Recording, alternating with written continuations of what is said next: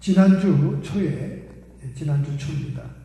지난주 초에 바티칸에 있는 캐톨릭의 수장인 프란체스코 교황이 엄청난 말을 발표를 했습니다.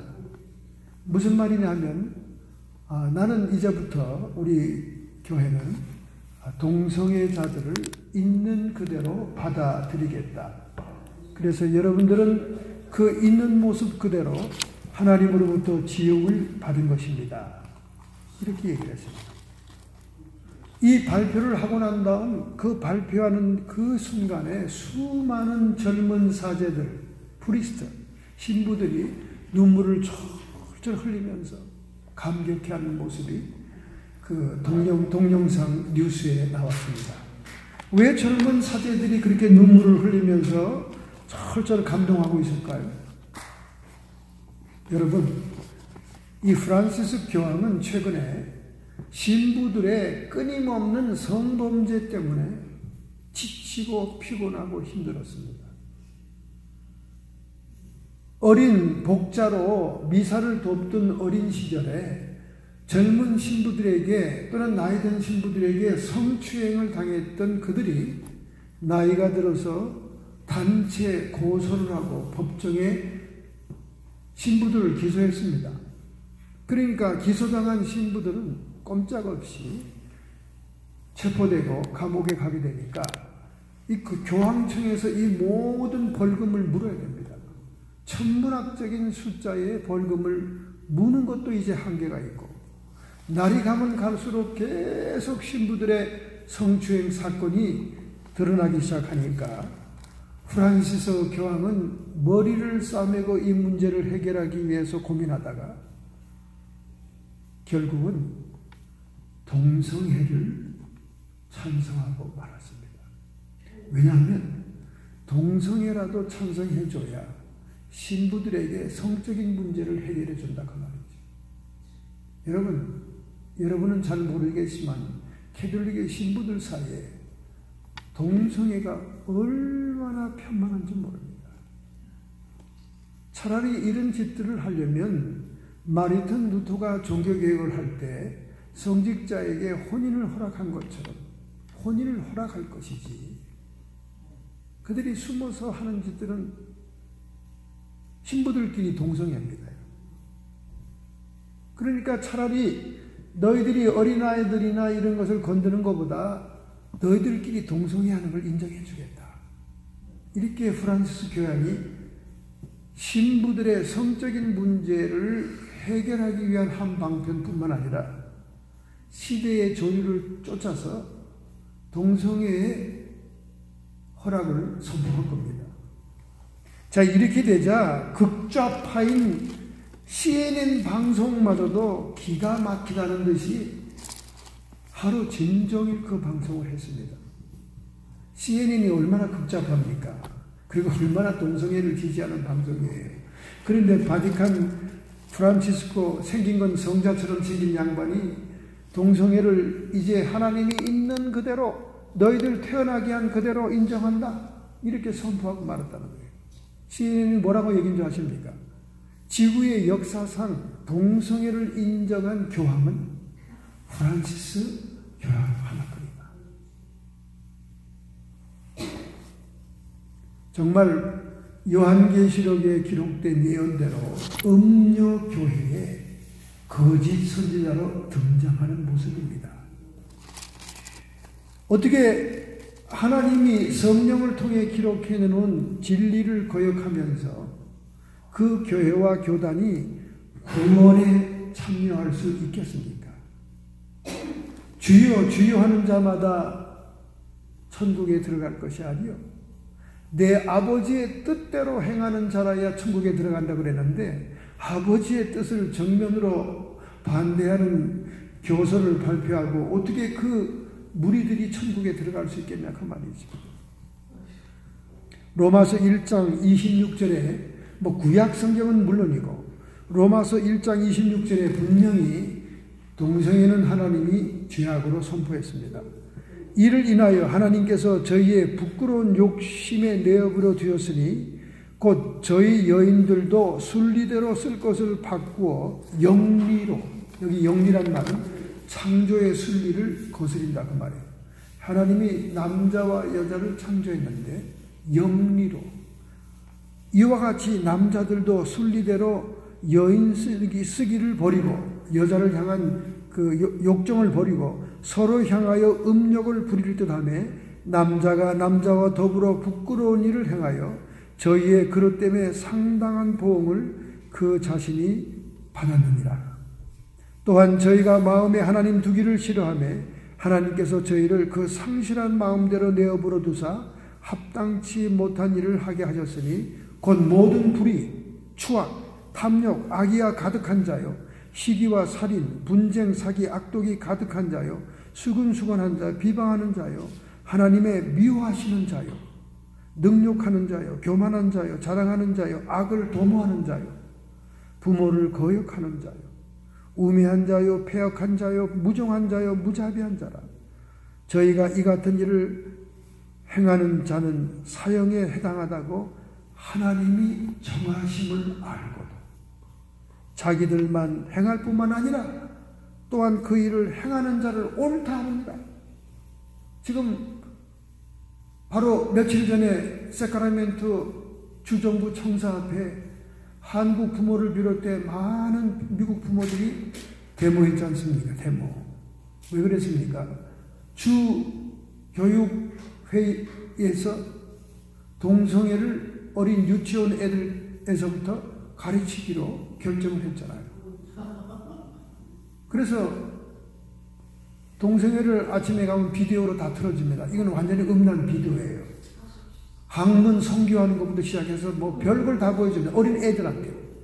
그러니까 동성애하는 사람들이 자기들이 무시당하고 멸시당하던 것을 어린아이들로부터 세뇌를 시켜서 이것이 합법적이고 옳은 것이라는 걸 가르치기 위해서 그걸 주 교육에서 결정을 내리는 게 그렇게 하라고. 그러니까 학부형들이 막 데모를 하는 거예요. 그러니까 종교에 수장되는 바티칸의 교황이 그거를 인정하니 어찌 이 교육계가 그거를 따라가지 않겠어요. 오바마가 만들어 놓은 행정명령대로 이들이 결정을 한 거예요. 캘리포니아는 이 주지사가 오바마보다 더 한 수 더 하는 사람입니다. 그래서 이 사람이 오바마가 내렸던 행정명령을 그대로 집행하는 거예요. 트럼프는 하지 말라고 그러는데 트럼프를 거역하기 위해서, 트럼프를 반대하기 위해서, 트럼프를 항거하기 위해서 일부러 그렇게 결정을 내리는 거예요. 이분이 대통령 후보로 나올 겁니다. 이분이 대통령이 되면 미국은 심판 아래 놓이게 되는 겁니다. 오바마보다 더 한 사람이에요. 그러니까 그 주지사가 되니까 유치원 때부터 가르치려는 거예요. 동성애를. 해도 너무 하는 거지요. 근데 해도 너무 한다고 하다 보니까 이건 뭐 또 교황이 인정을 해버렸으니까 할 말이 없잖아요. 기독교회가 타락하니까 할 말이 없지 않습니까? 그러니까 이 신부들이 막 눈물을 펑펑 흘리는 거예요. 그들은 옛날에 숨어서 몰래 주교들한테 들킬까봐 막 이렇게 막 숨어서 하던 그 동성애를 이제는 버젓이 신부들끼리 동성애를 하게 생겼으니까 막 눈물을 펑펑 흘리면서 막 좋아하고 막 감격하는 거예요. 이제는 세계가 미쳐가고 있습니다, 여러분. 왜 하나님께서 인자가 올 때 노아의 때와 같고 롯의 때와 같다고 했을 겁니까? 여러분, 노아의 때란 말은 유전자 변형을 얘기하는 거예요. 노아의 때는 네피림이라고 하는 인간에게 유전자 변형이 일어났기 때문에 인류를 다 홍수로 멸망한 거예요. 그래서 순수한 혈종을 보존하기 위해서 노아의 8식구만 살린 겁니다. 지금 유전자 변형이 이미 일어나고 있어요. 동물 같은 인간, 남자도 아니고 여자도 아닌 인간, 그런 인간, 복제 인간들을 벌써 만들어 놓고 있습니다. 이제 사회는 굉장히 혼란해질 거예요. 이제 로봇 안에다가 인간의 생체 유전자를 주입시켜서 인간도 아니고 로봇도 아닌 중간 이상한 인간을 만들어냅니다. 이게 유전자 변형의 사건이 종말에 올 거를 얘기하는, 이거는 생명 창조에 대한 하나님을 공격하는 거예요. 이게 노아의 때와 같고, 그 다음에 롯의 때와 같을 것이다. 롯의 때는 뭡니까? 소돔 고모라 성 아닙니까? 소돔 고모라 성. 천사가 롯을 방문했을 때, 새로 본 사람이다. 저 사람들하고 관계하면 재밌겠다. 그래가지고 천사를 내놓으라고 얼마나 롯의 집 앞에 와서 동네 사람들이 야단 법석입니까? 동성애 하겠다고. 그러니까 이 도시의 문화에 물든 롯이 어떻게 합니까? 자기 딸들을 내준다고 그러잖아요. 자기 딸들을. 근데 그 사람들은 싫다는 거야. 이성에게는 관심이 없다는 거지. 동성에게만 관심이 있다는 겁니다. 이 동성애 천지, 롯의 때와 같으리라. 그러니까 동성애가 사회 전반에 정상적인 것처럼 인정받을 때, 그때와 유전자 변형의 사건이 일어날 그때가 예수님이 올 때다. 그 말입니다. 그러니 우리는 성경적인 구원론에 대해서 오늘 한번 다시 점검해 볼 필요가 있습니다. 많은 사람들은 은혜라는 부분 한쪽만 주장하다가 완전 방종하고 타락한 기독교인들을 만들어냅니다.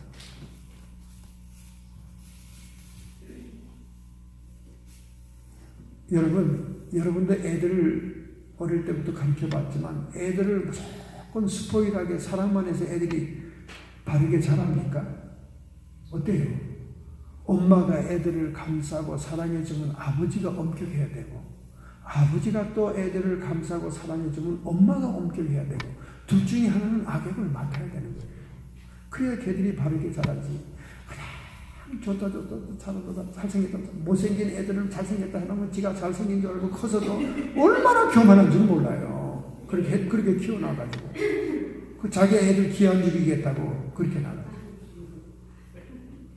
제가 우리 신학대학 공동 카톡에 못되게 하는 학생들을 훈계하고 징계하고 따끔하게 말을 하면 다른 쪽 한편에서는 사랑으로 해야 된다고 막 얘기합니다. 여러분, 학교는 사랑만 해서 되는 게 아니에요. 학교는 훈계와 징계와 교정을 하는 장소입니다. 제자들을 만드는 학교예요. 올바른 사명자를 키우는 것이 학교입니다. 그러니까 총장이나 학장 이런 책임을 맡은 분들은 따끔하게 훈계하고 교정을 시켜줘야 됩니다. 그렇게 말씀하는데 옆에서 사랑이 어쩌고 뭐 어쩌고 사랑 타령하면 그거 안 되는 거예요. 그건 학교를 잘 몰라서 그러는 거예요. 학교는 교회하고 또 달라요. 교회는 더 많은 사랑을 퍼붓는 데입니다. 교회도 물론 따끔하게 권징도 하고 징계도 해야 되지만은 사랑이 더 많은 게 교회입니다. 근데 학교는 징계와 권징과 바르게 함을 통해서 올바른 사역자, 올바른 사명자, 이단이 하는 자를 만들어내야 되는 데이기 때문에 학장이 말을 하고 총장이 말을 하면 가만히 듣고 있어야 되지.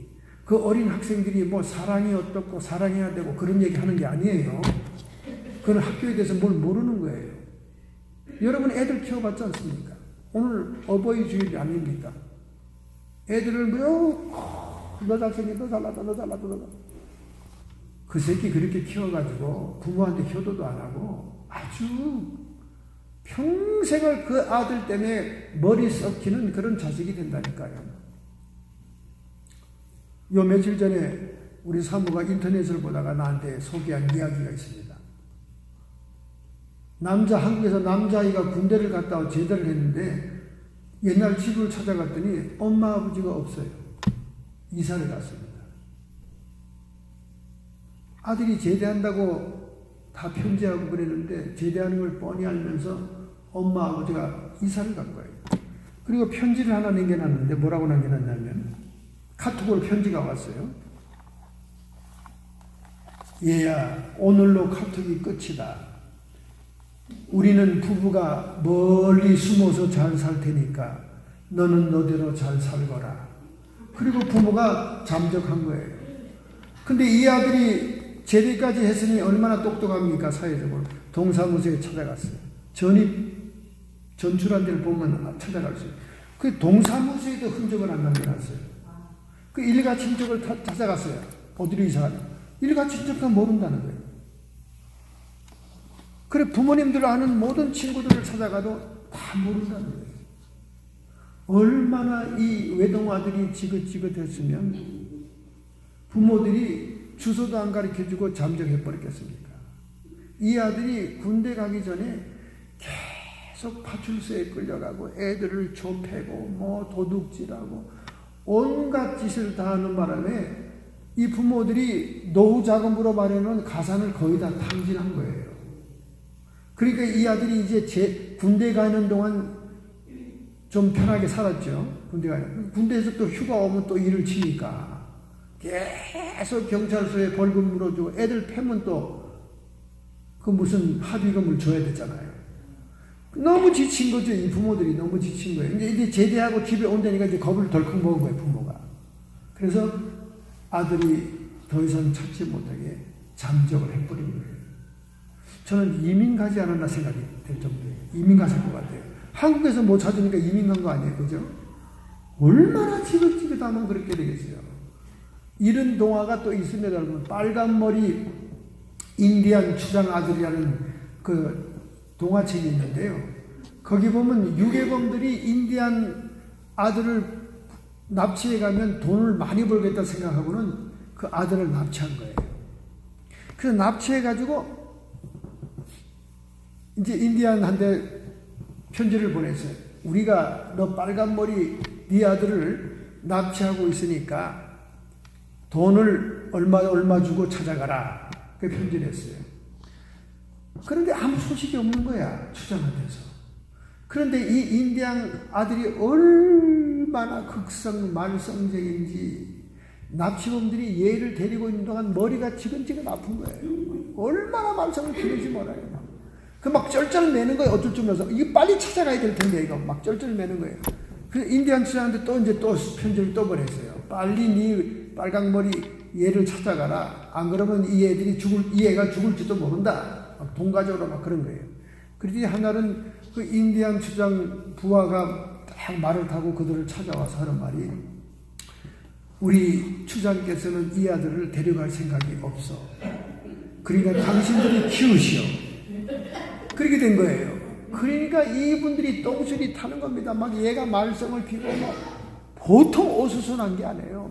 그냥 자기들의 동굴 집에 있는 것들을 다 끌어다가 다 갖다 버리고 막 별짓을 다 하는 거예요. 막 너무너무 어수선해가지고 둘이 애를 막 밟고 있어야 될 정도로 잠시도 가만히 있지 않는 거예요. 그래서 이제 또 추장한테 또 편지를 보냈더니 또 추장이 이제 편지를 또 갖고 왔어요. 그 부하가. 나는 절대로 내 아들을 찾을 마음이 없다. 그러니 너희들이 데리고 와서 살아라. 큰일 난 거예요. 큰일 난 거예요. 그래서 이 납치범들이 또 편지를 쓴 거예요. 그럼 우리가 얼마간 위로금을 줄 테니까 찾아가라. 나는 위로금을 줘도 싫다. 점점 돈이 높아지는 거예요. 점점. 이만한 돈을 줄 테니까 제발 데려가시오. 그러더니 나중에 하는 한숨이, 그럼 그만한 돈을 준다니까 내가 마음을 한번 생각해보지. 그래가지고 결국은 납치범들에게 떼돈을 받고 아들을 찾아왔다는 거 아니겠습니까? 지금 이 시대가 그런 시대예요. 부모님들이 이제 애들이 싫은 거예요, 애들이. 그러니까 TV 보면 요즘요, 애들하고 막 재밌게 노는 부모보다 강아지 새끼들하고 노는 부모들이 너무 많이 나와요. 강아지가 이뻐가지고 강아지 옷 입히고 강아지 사진 찍고 강아지 맛있는 거 사주고. 그 왜 이렇게 강아지를 키우냐, 애 낳을 생각을 안 하고 물어보니까, 애 낳으면 돈 들고 학원비 들고 걔들 결혼할 때까지 다 부모들이 돈 드는데 그 머리 아픈 일을 왜 하냐고. 강아지는 그냥 서로 즐거움을 주고 좋지 않나. 지금 이 시대가 그런 시대가 됐다는 거예요. 여러분, 우리가 오늘 성경적인 구원론을 요한복음 1장 1절부터 14절에서 다시 한번 복습하는 의미에서 성경적인 구원론은 무엇인가 한번 찾아보겠습니다. 우리 예수님의 존재가 태초부터 하나님과 함께 있었다는 거예요. 그건 여러분이 다 인정합니다. 성삼위 하나님께서 창세기에 천지를 창조하시는 그 모습이 다 나오는데, 그때 자기들을 부를 때 우리라고 하는 히브리어의 복수 명칭을 가지고 자기들을 칭합니다. 그러니까 우리니까 성삼위 하나님 복수라는 거죠. 그래서 예수님은 하나님이 천지를 창조할 때부터 하나님과 함께 계셨다는 거예요. 만물이 3절입니다. 그로 말미암아 지은 바 되었으니 지은 것이 하나도 그가 없이 된 것이 없느니라. 믿으시면 합니다. 예수님은 신약시대에 비로소 마리아의 몸을 타고 등장한 게 아니에요. 이미 태초부터 하나님과 함께 계신 성삼위 중에 한 분이셨다는 거예요. 그래서 구약 성경에 보면 세 분의 천사가 나타날 때 그 중에 한 분 천사가 유난하죠. 특별한 천사가 있었습니다. 구약 시대에도 이 천사의 모습처럼 예수님이 나타난 광경이 여러 군데 나타납니다. 그 안에 생명이 있었으니 이 생명은 사람들의 빛이라. 원천적으로 우리는 하나님의 형상대로 지원받았기 때문에 하나님의 생명과 우리의 생명이 관계가 있는 겁니다. 그런데 그 생명은 빛이다 그랬습니다. 빛이다는 거예요. 그래서 우리 인간이 영이 살아있는 주님으로부터 창조를 받았을 때 인간은 빛의 존재였습니다. 빛의 찬란한 빛으로 우리 온몸을 감싸고 있었기 때문에 이 나체가 부끄러운 몸이 아니었어요. 찬란한 빛이 인간을 옷처럼 두르고 있었습니다. 그게 시편에도 나옵니다. 우리가 빛을 입었다 그랬어요. 그런데 갑자기 그들이 선악과를 따먹고 죄를 범하고 난 다음 나무 뒤에 숨잖아요. 아담아 내가 어디 있느냐 그러니까 내가 부끄러워 숨었나이다. 갑자기 몸이 부끄러워진 거예요. 왜 그랬습니까? 빛이 사라진 거예요. 빛이. 그래서 뭔가 빛 대신에 커버할 것이 필요해서 그들이 무화과 잎사귀로 수치를 가렸고, 나중에는 하나님께서 짐승을 잡아서 그 가죽으로 그들의 옷을 만들어줘야 될 정도가 됐다는 거예요. 그 빛이 사라졌어요. 그러나 우리가 영 안에 있던 사람들, 영의 세계를 볼 줄 아는 사람들은 지금도 여러분의 있는 빛을 볼 수 있습니다. 그 빛이 아주 흐려졌기 때문에 육신의 눈으로는 볼 수가 없어요. 근데 영 안에 있던 사람들은 가끔 하나님이 그들의 영의 상태를 분별하게 하기 위해서 빛을 보여줍니다. 빛을 보여줘요. 그래서 사람들 보면 이제 빛이 쫙 보입니다. 어떤 분들이 아픈 부분이 있으면 그 아픈 부분이 이렇게 까매요. 아픈 부분도 이렇게 하나님이 빛으로 가르쳐줘요. 그리고 그 사람의 심령 상태, 영적인 상태, 또는 디몬 포지션 된 상태, 귀신에 억압된 상태를 이 빛으로 하나님 가르쳐줍니다. 우리가 본래 빛의 존재였다는 거예요. 하나님의 생명으로 충만할 때, 충만한 생명으로부터 빛이 쫙 우리를 감싸고 있었는데, 이제 하나님 앞에 기도를 많이 하고 거룩한 삶을 많이 산 성자들이 오로라가 있잖아요. 오로라가 머리에 이렇게 빛이 들러 있잖아요. 여러분 성화에 보면 그런 거 있지요. 그게 성화에만 있는 것보다 아니에요. 이게 수도 생활을 많이 하면 그 빛이 강해집니다. 영이 성장하고 성숙할수록 찬란한 빛이 나오게 돼요. 그럼 오로라가 생깁니다. 이제 그런 게 이제 우리가 성화에서도 볼 수 있는 거죠. 그런데 5절에 보면 이런 말이 있어요. 빛이 어둠에 빛이 돼 어둠이 깨닫지 못하더라. 예수님이 오리지널 충만한 생명으로 우리에게 올 때 빛으로 오셨다는 거예요. 주님이 빛으로. 주님이 빛으로 온다는 그 예표로서 찬란한 별이 빛으로 빛나잖아요. 그 예수님이 빛으로 왔는데 어두움이 깨닫지 못하더라는 거예요. 그게 무슨 말입니까? 예수님은 찬란한 생명으로 본래의 생명과 빛으로 우리에게 왔지만은 우리는 이미 어떻습니까? 죄지은 존재요, 타락한 존재요. 죄의 육성을 가진 존재로서 영혼이 죽은 상태이기 때문에 어둡다는 거예요. 그 어두우니까 우리가 지금 빛이 없어서 옷으로 우리가 빛을 대신해서 이 수치를 가리고 있잖아요. 그러니까 우리에겐 빛이 없는 거예요. 영이 죽은 사람들에게는. 그 영이 죽은 사람들이 예수님을 알아볼 턱이 없다는 거예요. 알아볼 턱이 없다는 거예요. 그러니까 예수님이 뽀대 낮에 왔으면 알아봤겠지. 그냥 브랜드 네임의 옷을 걸치고 뭐 말도 백마를 타고 막 부유한 사람처럼 말이죠. 막 그 시대에 부유한 상인의 옷을 입고 막 이렇게 나타났으면 돈품 꽤나 있나 보네. 그리고 사람들이 슬슬 모여들었을 거예요. 응? 뭐 떨어지는 가루라도 있을까봐. 그리고 그가 왕의 모습으로 당당하게 나타나서 로마 같은 것까지 그건 아무것도 아니야 이런 식으로 나타나고 막 전부 다 한자리 하려고 몰려들었을 거예요. 그러니까 빛이 없는 어둠의 사람들은 세상적인 가치관, 세상적인 뷰 포인트로 사는 거에 여전히 사는 거예요. 아니 누가 물어봤어? 자기 돈 많대. 아니 어떤 성도를 만나면 자꾸 자기는 돈 많대. 목사한테 돈 많다고 하는 건 아직도 그 신앙이 어린 사람이에요. 목사한테나 세무서 IRS한테나 돈 많다고 표현하면 안 됩니다. 뜯겨요. 그 아직도 사람이 이게 지금 신앙생활이 연륜이 얕은 사람이라는 뜻이야. 목사한테 돈 많다는 얘기하는 거 아니야. 근데 목사한테 뭔가 관심을 갖고 싶어서 돈 많다는 거예요. 내가 볼 때는 목사들은 또 돈 계산하는데 귀신입니다. 성도들 신방 다니죠. 성도들한테 맨날 그 개인 상담하잖아요. 생활 상담 하다 보면 자기도 모르는 사이에 딱 한눈에 그 집의 재정 상태가 딱 보입니다.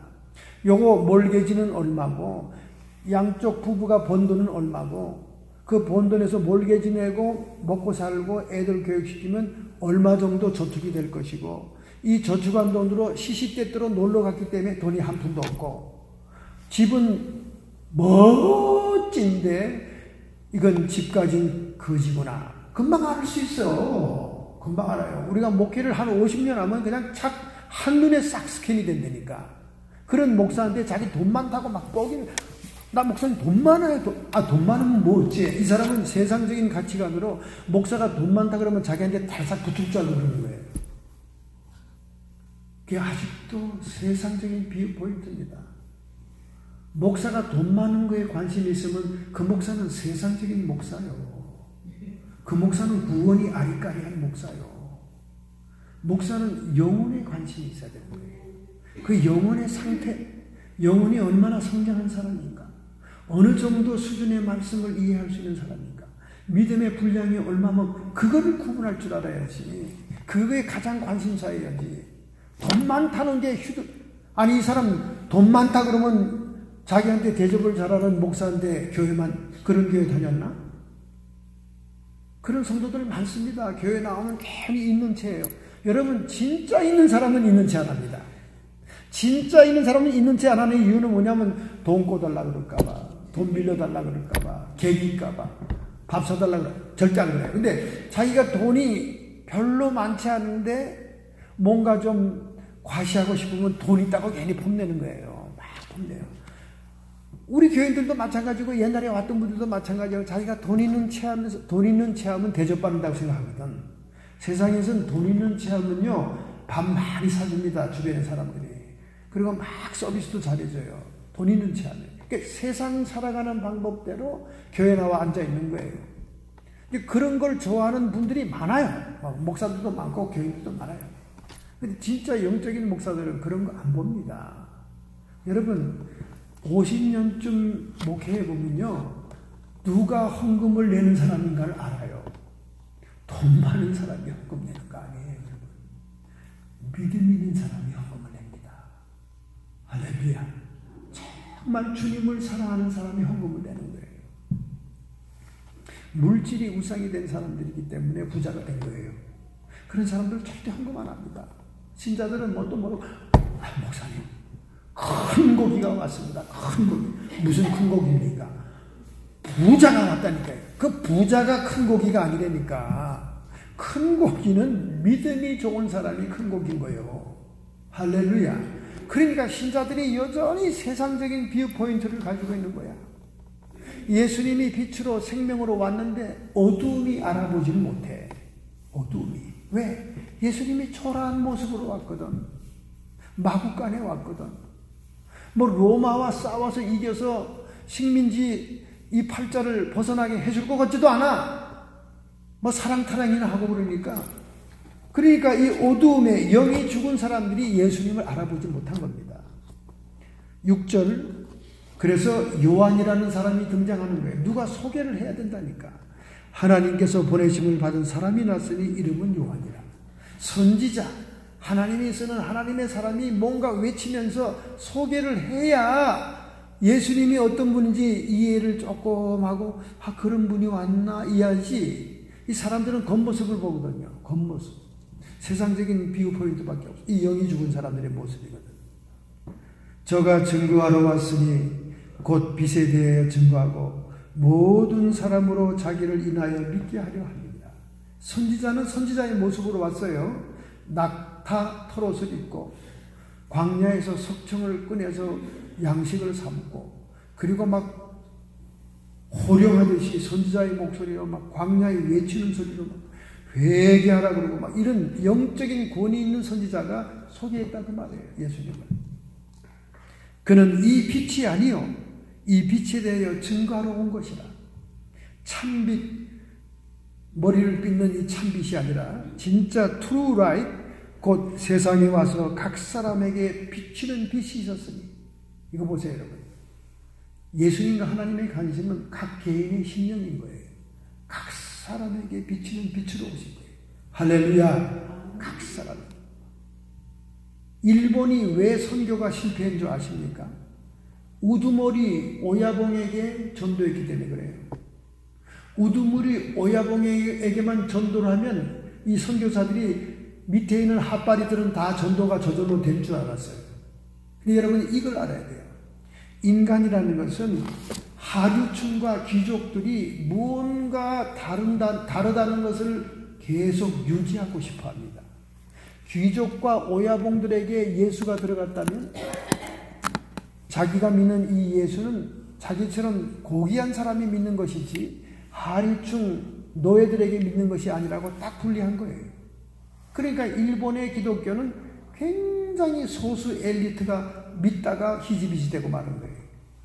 그런데 왜 한국의 선교는 성공한 줄 알았습니까?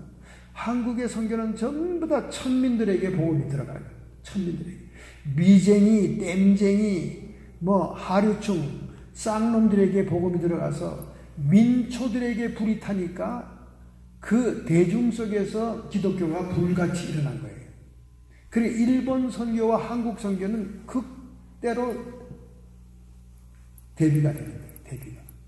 그래서 일본은 지금까지도 소수만이 기독교인이에요. 그런데도 소수가 강력하죠. 강력해요. 우리 미국에도 교인이 한 30명만 되면 교회가 유지되잖아요. 근데 미국 교인들보다 일본 교회들이 더 강력합니다. 일본 교인들은 10명만 돼도 교회가 유지돼요. 그래서 일본 교회들도 작은 교회가 많이 있지만은 교회가 잘 유지됩니다. 왜? 그들은 예수를 믿으면요. 혈서를 쓰고 자기 몸을 다 드립니다. 네, 사무라이 정신이 있으니까.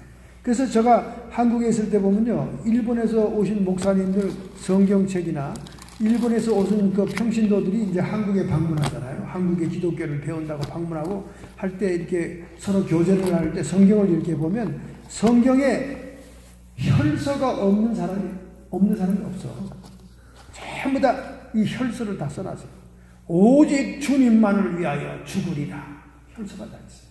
그러니까 일본 사람들은 예수 몇 명 안 믿어도 아주 목숨을 내놓은 사람들이에요. 그러니까 일본에 제가 부흥회도 몇 번 가봤는데 얼마나 부흥회가 뜨거운 줄 몰라. 무릎을 팍 꿇고 앉아서 기도하고 찬송 부흥하면 무서워요. 박수 치는 것도 무서워. 이 사무라이 정신이 있어가지고 그냥 이 몰입을 하면 무섭습니다. 네, 무서워요. 그냥 부흥회나 주일 되면요 절대 집에 가지 않아요. 하루 종일 교회에 붙어 있습니다. 그러니까 막 꼭 그 조그만 일본 교회 옆에는 이렇게 텐트를 치고 주방이 다 있어요. 식당이. 하루 종일 밥을 먹여가면서 성경 공부하고 예배 보고 기도하고 강사가 예배를 인도하지 않으면 자기들끼리 앉아서 막 얼마나 기도를 열심히 하는지 몰라. 그러니 성령 역사가 무섭습니다. 무서워요. 그러니까 거기는 10명 교인으로도 다 교회가 운영이 되고 선교도 다 하고 목사 공급 다 주고 다 합니다. 그러니까 참빛으로 오신 이 예수님은 개개인의 심령에 빛으로 역사한다는 거예요. 할렐루야. 오야복에게만 역사하는 게 아니에요. 귀족들에게만 보내는 게 아니야. 그냥 갈릴리의 어부들 천민들에게 다 한 사람 한 사람 한 영혼이. 왜? 한 영혼 한 영혼이 하나님의 형상대로 지음받는. 그래서 이 신구약 성경을 보면 사람 죽인 사람들은 용서가 없어요. 사람 죽인 사람은 다 돌로 때려 죽여야 되고, 이 생명의 고귀함에 대해서는 하나님은 정말 몸을 부르르 떱니다. 왜? 자기의 형상대로 지은 영혼들이니까.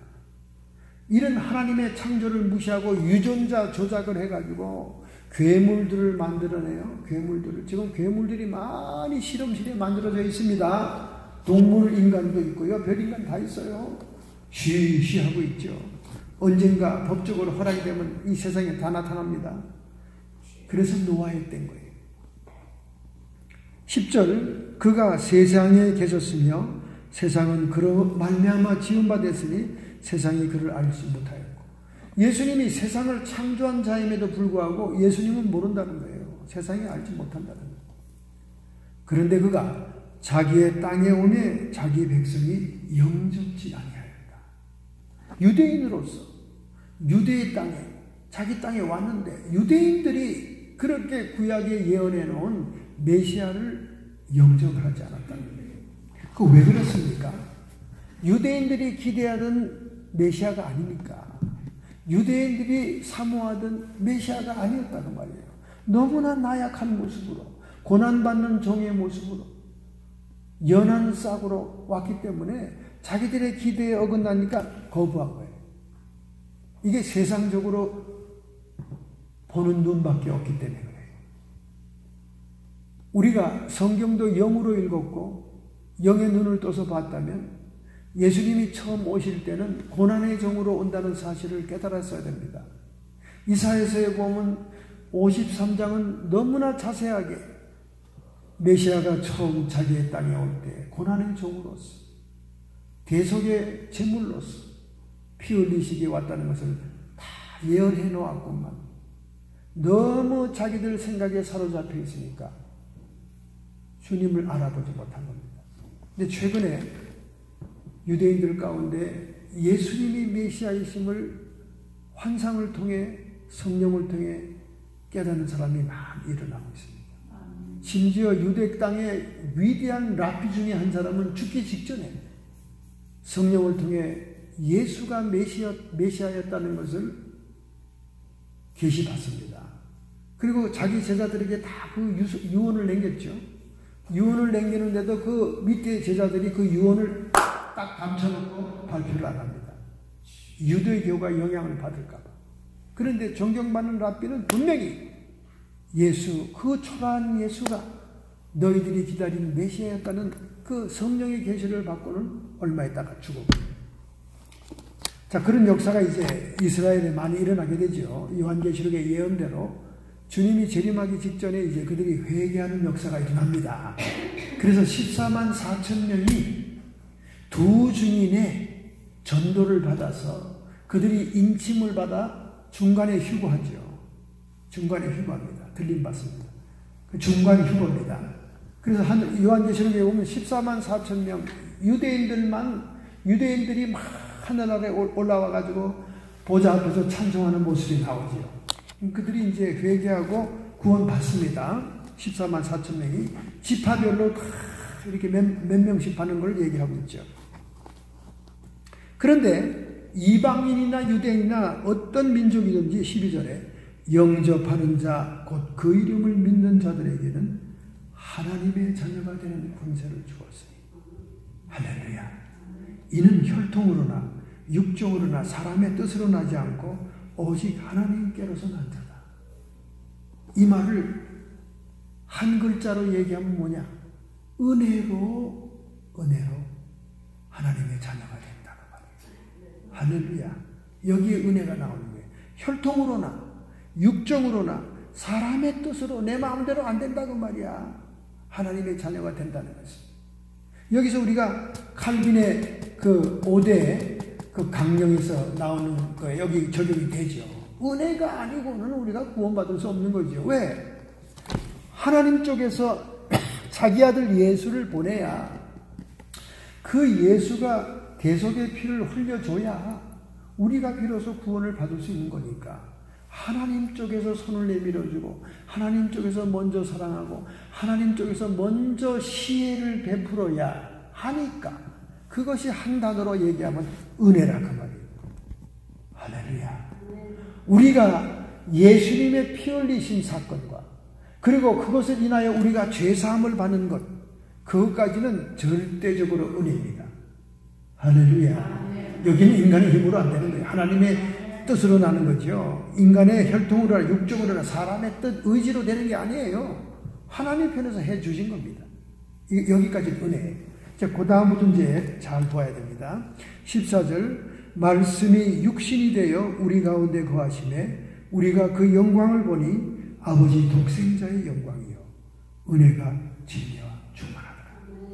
예수님에게는 예수님이 육신으로 왔을 때 그에게서 하나님의 영광을 봤다는 거예요. 우리가 하나님의 영광이 그에게 있는데 그 영광의 본질 그 영광을 분석해 보면 아날리시스해 보면 뭐냐? 은혜와 진리가 충만한 것이다 그 말이야.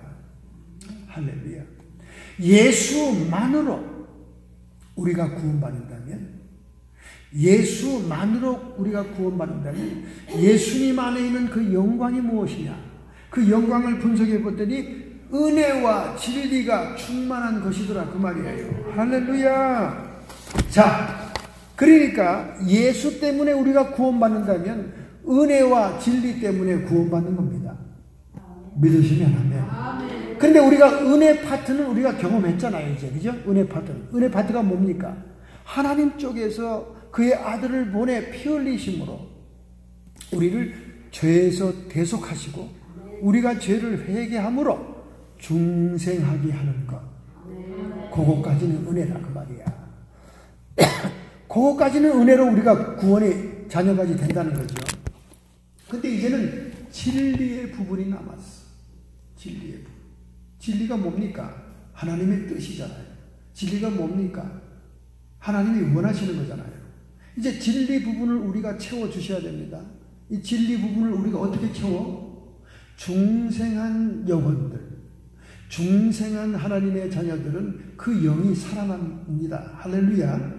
그 영이 살아남과 동시에 그 영에 성령이 오십니다. 할렐루야. 그럼 그 성령이 진리대로 살게 하신다 그 말이야. 성령이 우리 안에 내주하게 해서 그 성령이 우리에게 주시는 힘과 인도하시는 능력을 따라 진리를 행할 때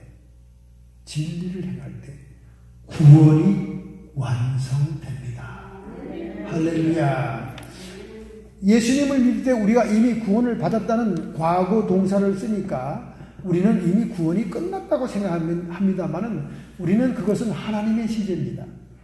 하나님이라는 존재는 인간의 시간 속에 있지 않아요.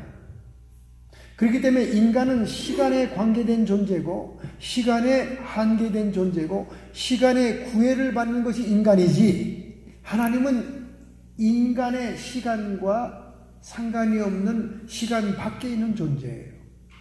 그렇기 때문에 하나님의 눈에는 모든 시제가 현재입니다. 할렐루야. 인간의 과거도 인간의 현재도 인간의 미래도 하나님은 현재로 다 보이는 거예요. 그러니까 전능하신 분이지. 그러니까 인간은 한계된 인간이지 과거를 지나가고 현재밖에 못 살고 미래는 다가와야 알고 내일 일을 난 몰라요.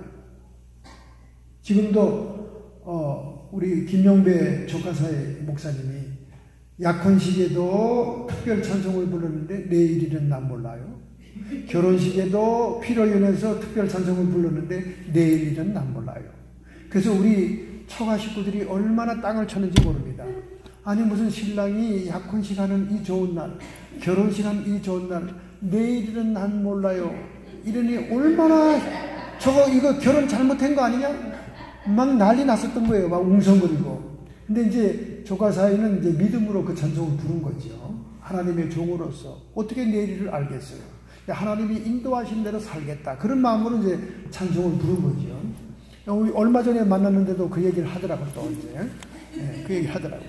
자기가 왜 그 노래를 부르는지 모르겠다고. 처가 식구들이 막 노래 자빠지게. 그러나 뭐 해석하기 따른 거죠. 그러니까 우리는 미래를 모르는 존재니까 내일을 모르는 거야. 그런데 하나님은 우리 미래를 어떨까요? 훤히 다 들여다보고 있어요. 그러니까 하나님은 현재이기 때문에 우리가 예수님을 영접하는 순간 이미 구원을 받았다 하고 말씀하는 거예요. 구원 받으려면 받을 거니까. 할렐루야. 그런데 이제 문제는 뭐냐? 은혜로 우리가 죄 회개하고 하나님의 자녀까지는 됐지만은 그 오신 성령을 통해 진리를 행해야 구원이 완성된다니까요. 이 프란시스코 교황이 구원 받겠습니까? 여러분 구원 받겠습니까? 안 받겠습니까? 동성애를 합법적으로 선포하고 인정했기 때문에 진리를 어긋난 거예요. 진리를 행하지 않은 자는 구원이 없습니다. 그래서 오늘 제가 이 서두에 그 말을 한 겁니다. 성령은 다 성령이 말미암은 자들은 성령이 깨닫게 해줘요. 동성애가 얼마나 큰 죄악인가를 알게 해줍니다. 여러분은 누가 옆에서 막 아니라고 그래도 여러분 마음속에는 기다, 죄다 하고 다 나올 거예요. 지금 성령 있는 사람들은. 중요한 것은 오늘 여러분들이 성령을 통해 진리를 행함으로 구원을 완성해야 된다는 거예요. 여러분 교인이 다 교인이고 하나님의 자녀가 다 하나님의 자녀가 아닙니다. 진리대로 살아야 돼요. 목사님 성령 충만이 뭡니까? 물어보신다면 사랑이 뭐냐고 물어본다면 눈물의 씨앗이라고 대답하겠어요. 유행가 가사가 있지만 여러분이 성령으로 사는 것이 무엇이냐고 물어보신다면 저는 분명히 얘기합니다. 17절 요한복음 14장 17절 저는 진리의 영이라 세상은 능히 저를 받지 못하나니 이는 저를 보지도 못하고 알지도 못합니다. 그러나 너희는 저를 아나니 저는 너희와 함께 거하시며 또 너희 속에 계시겠습니다. 할렐루야. 성령이 우리 안에 계시는 것을 요한복음 15장에서는 내 말이 너희 안에 거하면 성령은 진리의 영이기 때문에 우리가 진리 안에 거하면 성령 안에 거하는 거예요. 여러분 세상에 수많은 지식과 정보가 오늘도 TV와 인터넷으로 들어옵니다. 그 세상 지식 따라 세상 정보 따라 살 것이냐 아니면 내가 주야로 묵상한 성경 말씀대로 살 것이냐에 따라서 여러분이 성령을 따라 사는 자인지 육신을 따라 사는 자인지가 결정되는 거예요. 할렐루야. 그러니까 주야로 성경을 묵상하는 자가 사시사철 열매를 맺는다 그랬고 형통할 것이라고 그래요. 이 형통한다니까 전부 다 땅에서 잘 사는 건 줄 알고 있어요. 사람이 땅에서 잘 사는 건 별로 관심이 없지. 하나님은 영원한 세계에서 영원히 잘 사는 걸 얘기하는 거예요. 아니 주야로 성경을 묵상한 사람이 왜 그렇게 잘 돼? 왜 그렇게 영원한 세계까지 잘 되게 돼? 성령이 충만한 사람이니까. 성령은 진리의 영이니까. 성령은 진리를 통해 우리를 인도하니까. 그러니까 여러분 마음속에 성경이 많이 거하지 않으면요 여러분이 성령 따라 사는 게 아니에요. 성령 따라 사는 게 아닙니다. 진리 영이기 때문에. 할렐루야. 첫째 성령을 소개할 때 진리의 영이라고 소개합니다. 그러니 여러분이 성경을 읽어야 되겠어? 안 읽어야 되겠어요? 어떻게 생각합니까? 목사님 성령 충만 성령과 더불어 사는 게 뭡니까? 물어보지 마시고 무조건 아침 저녁 성경을 읽어야 됩니다. 항상 성경을 읽어야 됩니다. 성경 말씀이 여러분에게 충만하면 성령이 충만한 거예요. 그래야 세상 지식과 이간질이 들어오고 사람들이 여러분을 꼬이고 미혹해도 흔들리지 않는 거예요. 성경에 있으니까 우리가 흔들리지 않지. 아니 마지막 때 6667이 꼭 이마와 오른손에 될까요? 다른 데도 되지 않을까요? 그런 말이 안 넘어가죠. 왜? 성경에 기록되어 있잖아요. 성경에 오른손과 이마에 칩을 받으리라. 성경이 기록되어 있잖아. 그럼 그것만 믿으면 되는 거지. 뭐 딴 데 받을지 않을까요? 그러면 머리나 이마 받는 것은 별 문제가 없지 않을까요? 이건 큰 교회 목사들이 하는 얘기예요. 교인들 잃지 않으려고. 왜냐하면 요즘 인텔 같은 직장도 칩을 다 받아야 직장 생활 할 수 있거든. 그러니까 목사님이 자기 사촌 조카에게 너 칩을 어떻게 예수 믿는 사람이 칩을 받고 직장 생활하래? 아니 삼촌이 나 먹여 살릴 거야? 내 연봉이 지금 25만 불인데 나한테 25만 불 줄 거야? 이렇게 따지고 묻더라는 거예요. 할 말이 없죠. 자기는 그 칩을 받아서라도 먹고 살아야 되는. 인텔은 전부 다 칩을 받았어. 들어갈 때 키가 없어요. 쑥 이마만 보고 쫙 문이 열리는 거예요. 열려라 깨 하고 열리는 거예요. 그리고 들어가면서 모든 자기 방 무슨 일하는데 다 칩으로 하는 거예요. 칩으로 딱 하면 또 컴퓨터가 팍 열리고. 벌써 미국의 직장 스웨덴은 국민 전체가 다 칩을 받았습니다. 벌써 카나다도 많이 받았어요. 점점점 나라별로 이렇게 받아서 갑니다. 성경에 딱 있으니까 우리가 성경대로 믿는 거지. 난 안 받는다. 딱 그러는 거야. 성경에 기록되어 있잖아요. 여러분이 성경 말씀이 마음에 없으면 성령이 없는 거예요. 성령이 역사하지 못합니다. 여러분 안에 있는 성령이 소멸됩니다. 성령 충만은 진리 충만이에요. 진리의 영이니까. 여러분 가지고 있는 성경을 통해 여러분을 가리키고 인도하시는 거예요. 할렐루야. 은혜와 진리가 충만한 자가 구원에 이르는 거예요. 왜? 내 아버지의 뜻대로 행하는 자라야 하나님 나라에 들어갑니다. 주여 주여 하는 것까지는 하나님의 자녀가 돼서 할 수 있습니다. 주여 주여 하는. 그러나 하나님의 뜻대로 행하는 자라야 천국에 들어간다. 이거는 진리를 성령을 통해서 사는 삶을 살았어야 구원이 완성되는 거예요.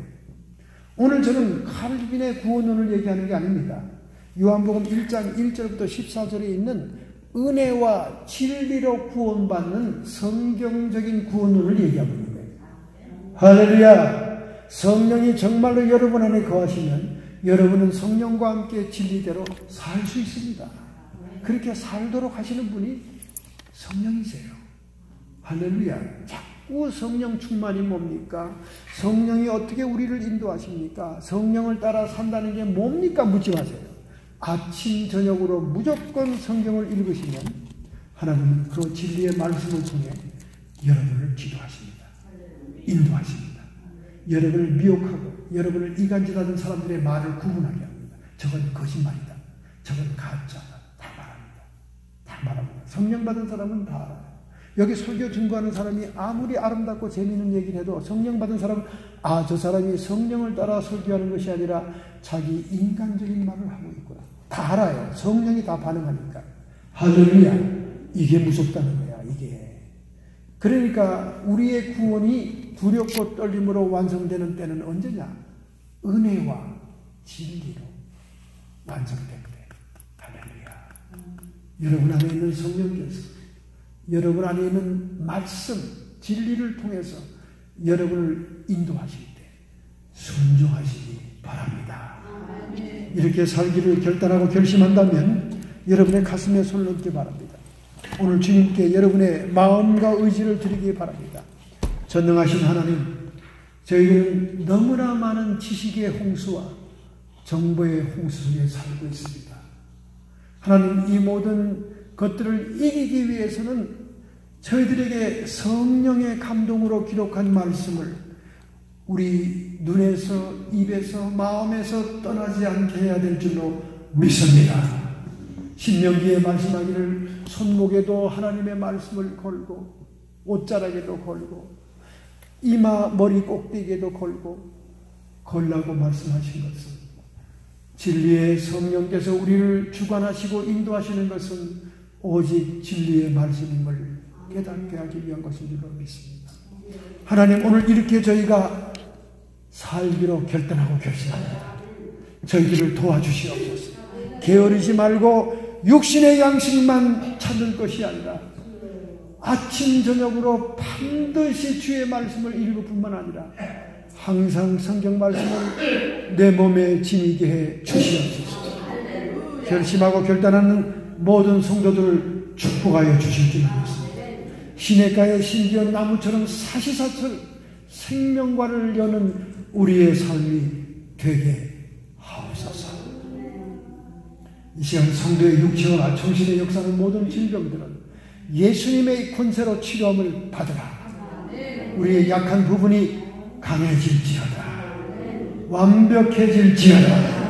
악한 마귀 사탄 귀신의 세력들아, 이 마지막 시대에 우리의 신앙을 빼앗아가지 못하고 신앙의 정조를 지킬 수 있도록 이 시간 우리의 주변에서 쫓김하고 떠나가라. 성령 안에서 의와 평강과 희락만이 우리를 주관하시도록 하나님 나라가 새 예루살렘 성으로 우리에게 임하기까지 먼저 우리의 마음속에 하나님 나라를 이루어 주시옵소서. 예수님의 이름으로 감사하며 축복하며 기도하옵나이다.